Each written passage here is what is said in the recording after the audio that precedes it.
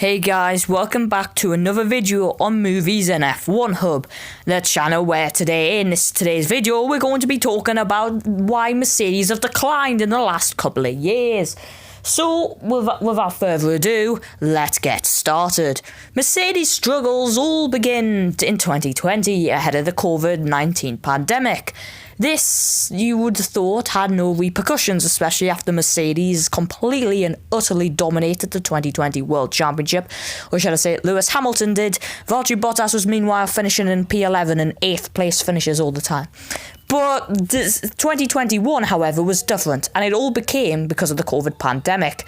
That meant the regulations that changed the floor that really scuppered Mercedes and Aston Martin. Aston Martin had only just got to 3rd in 2020, and so they slipped to 7th.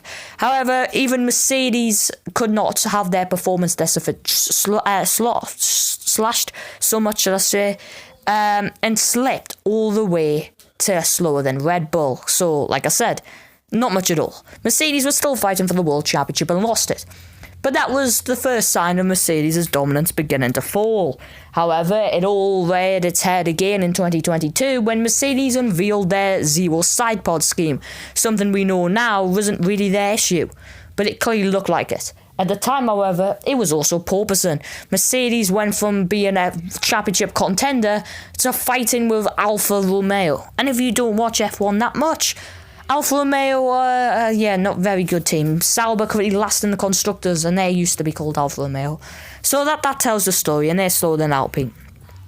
Mercedes, however, won a race and took about 19 podium finishes overall, so they kept with their scheme for the 2023 campaign. However, that didn't bring them any luck. On paper, 2nd in the constructors and 3rd in the drivers were really good. However, on paper it wasn't, and it was consistency for Lewis Hamilton and the odd pace from George Russell that helped them keep in the fight. 2022 had been a challenging season for Lewis Hamilton, with several Q2 exits. Now, if you like the idea of a video all about Lewis Hamilton being knocked out, I've done a video about that, which you can see on my channel, where we see every Lewis Hamilton Q2 exit and Q1 exit in the ground effect era. Go and see that video, and it really helped this channel.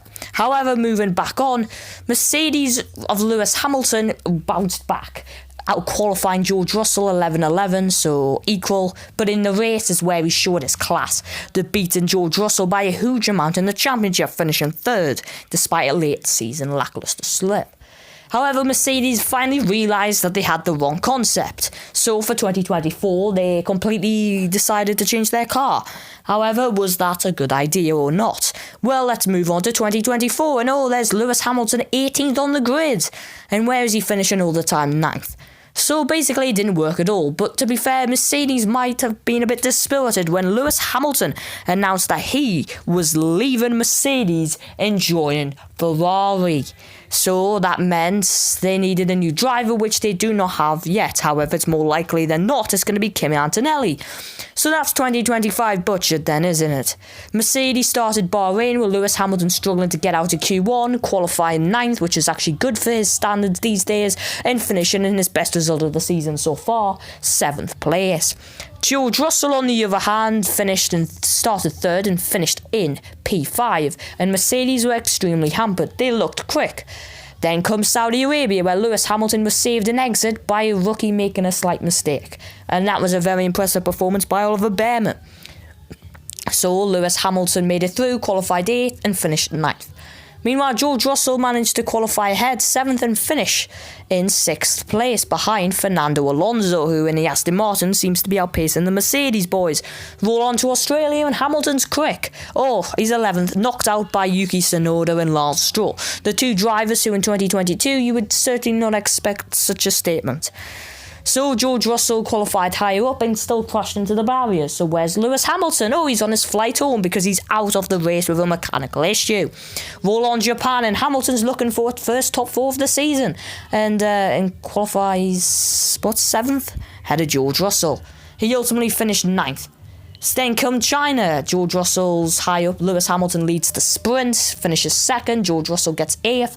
George Russell finishes 6th or 7th in the race. Can't remember at the top of my head. Lewis Hamilton finishes 9th after fighting a Haas.